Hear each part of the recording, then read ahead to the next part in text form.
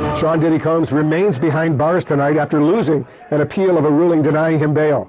The music mogul now awaiting trial on federal sex trafficking and racketeering conspiracy charges that carry a sentence of up to life, possibly life in prison if he's convicted. Let's bring in CNN anchor and chief legal analyst Laura Coates. Laura, what's your reaction to the judge's decision to reject Sean Diddy Combs' appeal to hold him in jail without bail?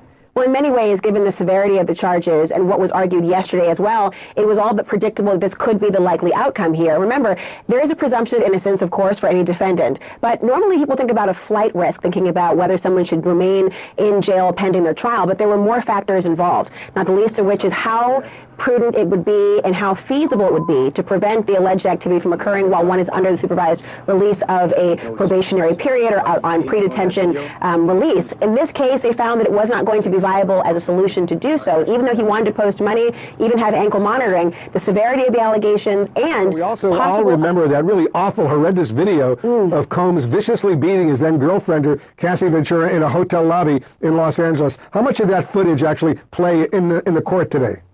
Well, first, that footage is undeniably disturbing to think about what we witnessed and that this may have been a precursor as a civil matter that would lead to the criminal allegations as charged in this. The idea of intimidation or obstruction or the abuse-related allegations, which in part are contained in this new indictment, would have weighed into the court's decision as to whether he posed a safety risk to the community specifically. Now, he has come out, as you recall, after that video to apologize for his behavior, to say that he was disgusted then and disgusted now with what he saw.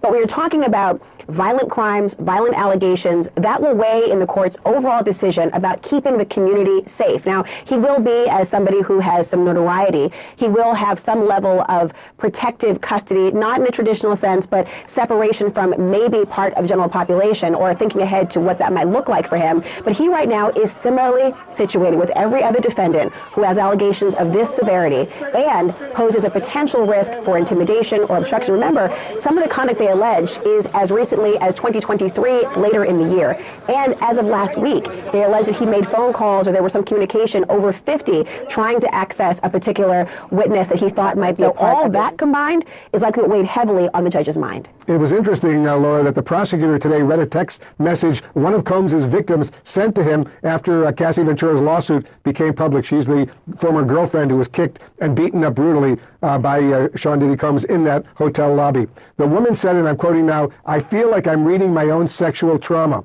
and said she felt manipulated by Combs. What does that tell you about the risk of witness tampering going forward?